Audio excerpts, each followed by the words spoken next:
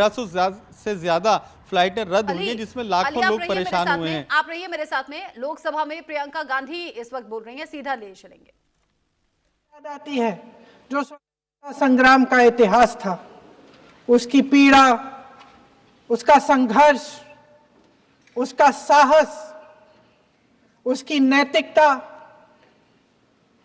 उसका जो बल था कि ब्रिटिश साम्राज्य उसके सामने झुका। अध्यक्ष महोदय,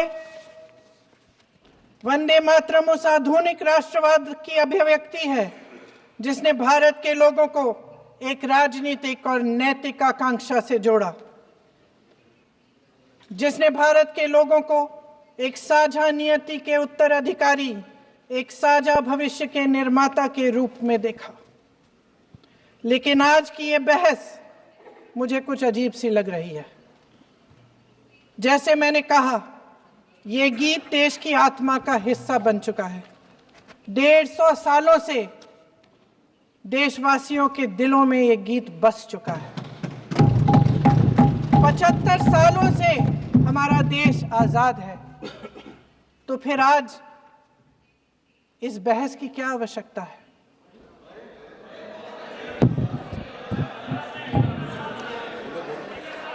हमारा यहां मकसद क्या है? जनता से हमें दिया गया दायित्व, जनता का विश्वास, उनके प्रति हमारी जिम्मेदारी, हम किस तरह से इसका इस्तेमाल कर रहे हैं, हमें ये सोचना चाहिए। क्योंकि अब इस मोड़ पर हम इस सदन में अपने राष्ट्रगीत पर भी बहस करेंगे। आपने बहस मांगी है, आपने बहस मांगी है। आप तो इलेक्टोरल रिफॉर्म्स की बहस नहीं मांग रहे थे कि जब तक हम इस पर बहस नहीं करेंगे तब तक उस पर बहस नहीं होगी। इसकी वजह क्या है? इसकी वजह क्या है? हम आज यहाँ ये बहस क्यों कर रहे हैं? हमारा राष्ट्रगीत है, इस पर क्या बहस हो सकती है? हम ये बहस यहाँ आज 2 वजहों से कर रहे हैं। पहला कि बंगाल का चुनाव आ रहा है, हमारे प्रधानमंत्री अपनी भूमिका निभाना चाहते हैं उसमें। और दूसरी वजह ये है, ये मकसद है, पुरानी मकसद इनकी, अध्यक्ष महोदय, कि जिन्होंने स्वतंत्रता की लड़ाई लड़ी, जिन्होंने देश के लिए बड़ी बड़ी कुर्बानियां दी, उन पर सरकार नए आरोप लादने का मौका चाहती है। देश का ध्यान फिर से जनता के ज्वलंत मुद्दों से भटकाना चाहती है। यही एक मकसद है आपका। आपका मकसद है कि हम फिर से उसी अतीत में मंडराते रहें, उसी की तरफ हम देखते रहें जो हो चुका है, जो बीत चुका है। क्योंकि ये सरकार वर्तमान और भविष्य की ओर देखना ही नहीं चाहती, वे इस काबिल ही नहीं रही। सच्चाई यह है अध्यक्ष महोदय कि आज मोदी जी वह प्रधानमंत्री नहीं रहे जो एक समय में थे। सच ये है कि ये दिखने लगा है, उनका आत्मविश्वास घटने लगा है, उनकी नीतियां देश को कमजोर कर रही हैं। और मेरे सत्ता पक्ष के साथी चुप इसलिए हैं क्योंकि अंदर अंदर से वे भी इस बात से सहमत हैं। आज देश के लोग खुश नहीं हैं अध्यक्ष महोदय, परेशान हैं, तमाम समस्याओं से घिरे हुए हैं, तमाम समस्याओं से घिरे हुए हैं, और उन समस्याओं का हल आप निकाल नहीं रहे हैं। हाँ ठीक है, उसका भी बोल लेंगे, समय आएगा तो उसका भी बोल लेंगे। बल्कि कल समय आ रहा है, चुनाव पे चर्चा होगी, उस पे भी बोलेंगे। अध्यक्ष महोदय, इनके भी अपने लोग दबी जबान में कहने लगे हैं कि सारी सत्ता को केंद्रित करने से देश का नुकसान हो रहा है। इस बीच अगर हम अतीत की बातें नहीं करेंगे तो कौन सी बातें करेंगे? ये किसी और बात के काबिल ही नहीं है, सिर्फ ध्यान भटकाना है जनता का। इसलिए आज हम वंदे मातरम पर चर्चा कर रहे हैं। वंदे मातरम देश के कण कण में जीवित है, इस पर बहस नहीं हो सकती। लेकिन चलिए, आपने बहस मांगी आप बहस करना चाहते हैं तो बहस करते हैं। आज इस चर्चा को प्रधानमंत्री जी ने शुरू किया, उन्होंने भाषण दिया और इसको कहने में कोई झिझक नहीं है कि भाषण अच्छा देते हैं, थोड़ा सा लंबा लेकिन भाषण अच्छा देते हैं। सिर्फ एक कमजोरी है, अगर आप इजाजत दें तो मैं बोलूं, एक कमजोरी है। हाँ, उसी पे बोल रहे हैं। वंदे मातरम पे बोलो आप। अब सर मैंने तारीफ कर ली, आज थोड़ा आज और विषय वंदे मातरम का है तो हम वंदे मातरम पर ही रखें, ठीक रहेगा। सर ये वंदे मातरम पे ही है। सर आपने प्रधानमंत्री जी तक सुना था, अब तो शुरू नहीं हुए। सर भाषण बहुत अच्छा देते हैं लेकिन तथ्यों के मामले में कमजोर पड़ जाते हैं, बहुत कमजोर। इसमें भी एक कला होती है कि तथ्यों को किस तरह से जनता के सामने रखा जाए। मैं तो नहीं हूं, जनता की प्रतिनिधि हूं, कलाकार तो नहीं हूं।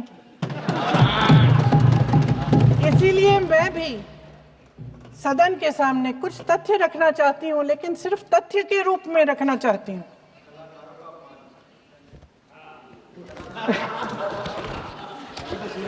मैं उदाहरण दे देती हूँ। सर मांग रहे हैं सर वंदे मातरम के बारे में, वंदे मातरम की जो सालगिरह पे आपने एक बड़ा कार्यक्रम आयोजित किया था, उसमें प्रधानमंत्री जी ने भाषण दिया। उसमें उन्होंने कहा कि 1896 में पहली बार गुरुदेव रविंद्रनाथ टैगोर ने ये गीत एक अधिवेशन में गाया। उन्होंने ये नहीं बताया कि कौन सा अधिवेशन था, हिंदू महासभा का अधिवेशन था, आरएसएस का अधिवेशन था। किस बात से कतरा रहे थे कि ये कांग्रेस का अधिवेशन था। और उदाहरण दूं कि मैं अपना भाषण जारी रखूं, दे रही हूं। जो वंदे मातरम की जो क्रोनोलॉजी है वो भी आप समझिए, जो असली क्रोनोलॉजी है। 1875 में महाकवि बंकिम चंद्र चट्टोपाध्याय ने इस गीत के पहले दो अंतरे लिखे, जो आज हमारे राष्ट्रगीत घोषित हुए हैं, मतलब जो घोषित हुए थे और जिसको हम आज अपना राष्ट्रगीत कहलाते हैं। ये पहले दो अंतरे लिखे। 1882 में 7 साल बाद उनका एक उपन्यास प्रकाशित हुआ, आनंद मठ। उस उपन्यास में यही कविता उन्होंने प्रकाशित की, लेकिन इसमें 4 अंतरे जोड़ दिए।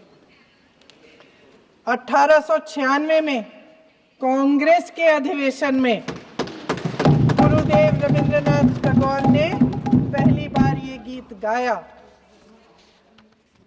1905 में बंगाल के विभाजन के खिलाफ आंदोलन के समय वंदे मातरम जनता की एकता की गुहार बनकर गली गली से उठा। गुरुदेव रविंद्रनाथ टैगोर जैसे महान स्वतंत्रता सेनानी इस गीत को खुद गाते हुए बंगाल की सड़कों पर उतरे। विद्यार्थियों से लेकर किसानों तक, व्यापारियों से लेकर वकीलों तक, हर कोई ये गीत गाने लगा। इस गीत की शक्ति को समझिए। ब्रिटिश साम्राज्य इसको सुनकर कांपता था और हमारे देशवासी इसको सुनकर वे मन बनाते थे, वे हिम्मत बनाते थे कि इस भयंकर साम्राज्य के खिलाफ सत्य और अहिंसा के नैतिक हथियारों को लेकर शहीद होने की तैयारी करते थे। ये गीत मातृभूमि के लिए मर मिटने की भावना को जगाता है। इस गीत की शक्ति ये है, इस गीत का हमारे देश से जुड़ाव ये है।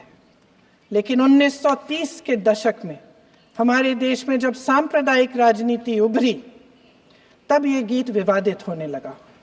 1937 में, अब ये मैं दूसरा उदाहरण देने वाली हूँ क्योंकि प्रधानमंत्री जी ने अपने भाषण में इसका उल्लेख किया और गलत किया, इसीलिए मैं इसके जो सच्चे जो तथ्य हैं वो आपके सामने रख रही हूँ।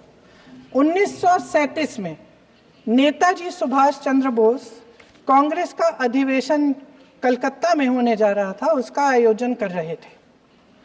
तो जो मोदी जी ने पत्र सुनाया सदन में 20 अक्टूबर का और कहा कि जवाहरलाल नेहरू जी ने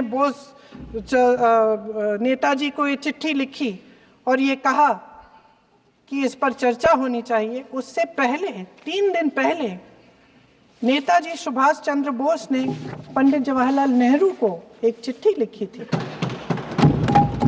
जिसका जिक्र आपके प्रधानमंत्री ने नहीं किया। और इस चिट्ठी में सुन लीजिएगा,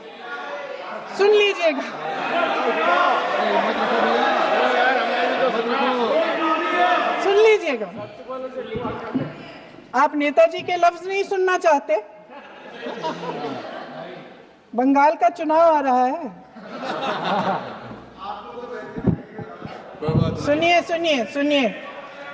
सुनिए। हाँ, कोई बात नहीं, हम तो देश के लिए हैं। हम देश के लिए हैं, आप चुनाव के लिए, हम देश के लिए हैं। हम जितने भी चुनाव हारे, हम यहाँ बैठे रहेंगे और आपसे लड़ते रहेंगे और आपकी विचारधारा से लड़ते रहेंगे। अपने इस देश के लिए, अपनी इस मिट्टी के लिए लड़ते रहेंगे। आप हमें रोक नहीं सकते।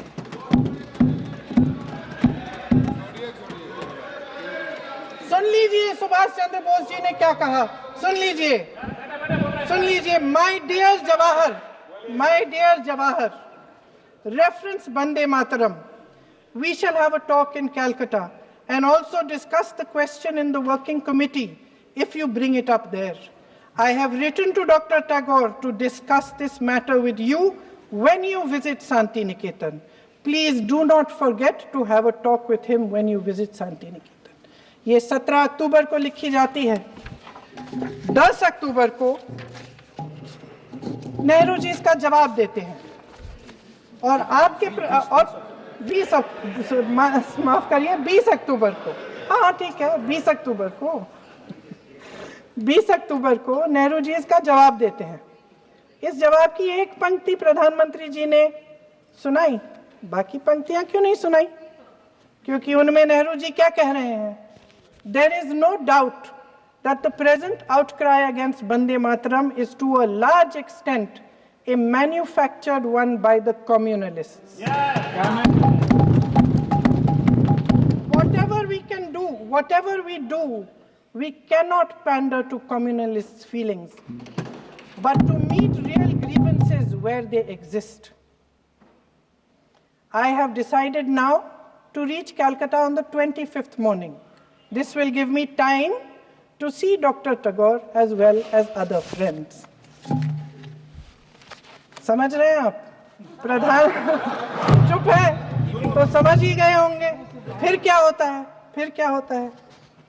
फिर नेहरू जी कलकत्ता जाते हैं और गुरुदेव जी से मिलते हैं और उसके अगले दिन गुरुदेव जी एक चिट्ठी लिखते हैं, जिसमें वो लिखते हैं, अंग्रेजी में चिट्ठी है, उसका एक अंश मैं आपको हिंदी में बता देती हूँ, जिसमें गुरुदेव जी कहते हैं कि जो 2 अंतरे हमेशा गाए जाते थे उनका महत्व इतना गहरा था कि उस हिस्से को कविता के शेष हिस्से तथा पुस्तक के उन अंशों से अलग करने में उन्हें कोई कठिनाई नहीं थी। उन्होंने ये कहा कि स्वतंत्रता संग्राम में हमेशा से वही 2 अंतरे ही गाए जाते थे और उनको गाते हुए कुर्बानी देने वाले सैकड़ों शहीदों के सम्मान के लिए उन्हें ऐसे ही गाना उचित रहेगा। उन्होंने यह भी कहा कि बाद में जोड़े गए अंतरों का सांप्रदायिक मायना निकाला जा सकता है और उस समय के माहौल में उनका इस्तेमाल अनुचित होगा। इसके बाद 28 अक्टूबर 1937 में कांग्रेस की कार्य समिति ने अपने प्रस्ताव में वंदे मातरम को राष्ट्रगीत घोषित किया। उन्हीं दो अंतरों को कार्य समिति की बैठक में महात्मा गांधी जी, नेताजी सुभाष चंद्र बोस, पंडित नेहरू, आचार्य नरेंद्र देव जी, सरदार पटेल जी, गुरुदेव रविंद्रनाथ टैगोर जी सब मौजूद थे। इस प्रस्ताव के ये सभी महापुरुष इस प्रस्ताव से सहमत थे। आगे क्या होता है ये भी सुना लूं। भारत की आजादी के बाद जब इसी गीत के इन्हीं दो अंतरों को 1950 में डॉक्टर राजेंद्र प्रसाद जी ने संविधान समिति में भारत को का राष्ट्रगीत घोषित किया, तब लगभग यही महापुरुष मौजूद थे। इनके साथ साथ B.R. अम्बेडकर जी भी सभा में थे और इनके साथ साथ मेरे सत्ता पक्ष के साथियों के नेता श्री श्यामा प्रसाद मुखर्जी भी मौजूद थे। वही दो अंतरे राष्ट्रगीत घोषित किए, किसी ने कोई आपत्ति जारी नहीं की, कोई आपत्ति नहीं जताई। वैसे इन तथ्यों के साथ जुड़ा एक और तथ्य भी है जो मैं यहाँ पे आपके सामने रखना चाहती हूँ।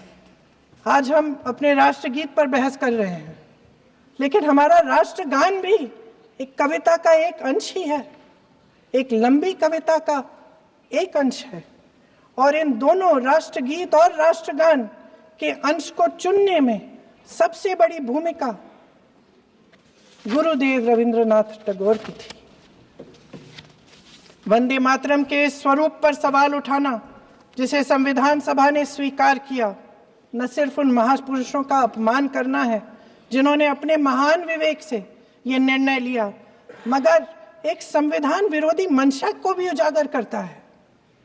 क्या सत्ता पक्ष के हमारे साथी इतने अहंकारी हो गए हैं कि अपने आप को महात्मा गांधी जी से, रविंद्रनाथ टैगोर जी से, राजेंद्र प्रसाद जी से, बाबा साहब अम्बेडकर जी से, मौलाना आजाद जी से, सरदार पटेल जी से, सुभाष चंद्र बोस जी से बड़ा समझने लग गए हैं?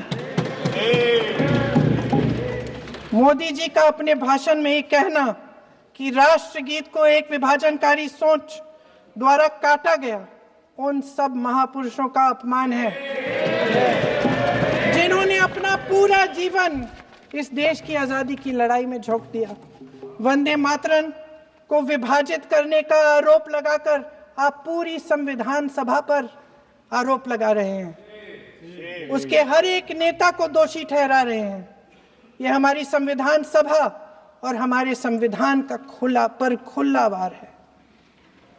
और जहां तक जवाहरलाल नेहरू जी की बात है, जितनी देर हमारे प्रधानमंत्री देश के प्रधानमंत्री रहे हैं, 12 साल हो गए हैं, लगभग उतने ही सालों के लिए जवाहरलाल नेहरू जी जेल में रहे। किस लिए? इस देश की आजादी के लिए। उसके बाद 17 साल के लिए प्रधानमंत्री रहे। आप बड़ी आलोचना करते हैं इनकी, लेकिन अगर इन्होंने इसरो नहीं बनाया होता तो आज आपका मंगलयान नहीं होता। अगर DRDO नहीं बनाया होता तो तेजस नहीं बनता। अगर IIT और IIM नहीं बनाए होते तो हम आज IT में आगे नहीं होते। अगर एम्स नहीं बनाया होता तो हम कोरोना की जब बड़ी चुनौती का सामना कैसे करते? हाँ, वही बना कुछ भी। इसका मतलब है इस मुद्दे का जवाब नहीं है आपके पास है? अगर इन्होंने BHEL, गेल, सेल, भाखड़ा नंगल ये सब नहीं बनाया होता जो आप सब बेच रहे हैं, तो ये विकसित भारत कैसे बनता? और मत कहिए बाकी। पंडित जवाहरलाल नेहरू इस देश के लिए जिए। सुन लीजिए, बेच लो यार, बाकी भी बेच देंगे। पंडित जवाहरलाल नेहरू इस देश के लिए जिए और देश की सेवा करते करते उन्होंने दम तोड़ा। फिर भी सुन लीजिए, मेरी एक सलाह ले लीजिए। सर, मैं आपके माध्यम से सलाह दे रहे हैं। छोड़ना नहीं। सर, मैं आपके माध्यम से एक सलाह दे देती हूँ। हमारे प्रधानमंत्री महोदय 12 सालों से इस सदन में हैं, मैं मात्र 12 महीनों से हूँ। फिर भी छोटी सी सलाह है, उन्होंने अभी हाल ही में चुनाव था कुछ महीनों पहले, उन्होंने एक सूची निकाली थी कि विपक्षी दलों ने और विपक्ष के नेताओं ने कितने अपमान किए हैं इनके, और उसमें शायद 90-99 ऐसे उन्होंने अपमानों की सूची बनाई थी।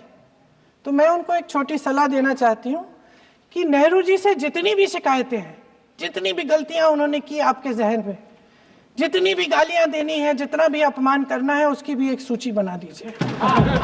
नहीं, बात खत्म नहीं है।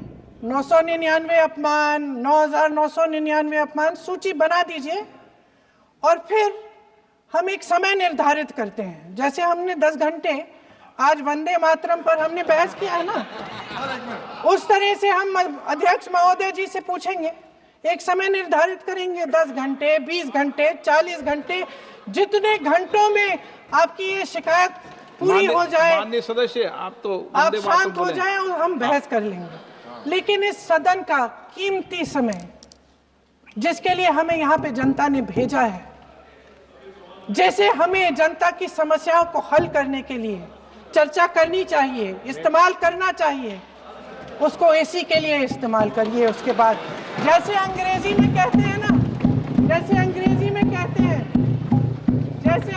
में कहते हैं कि once and for all let's close the chapter, close कर लीजिए, देश सुन लेगा क्या क्या शिकायत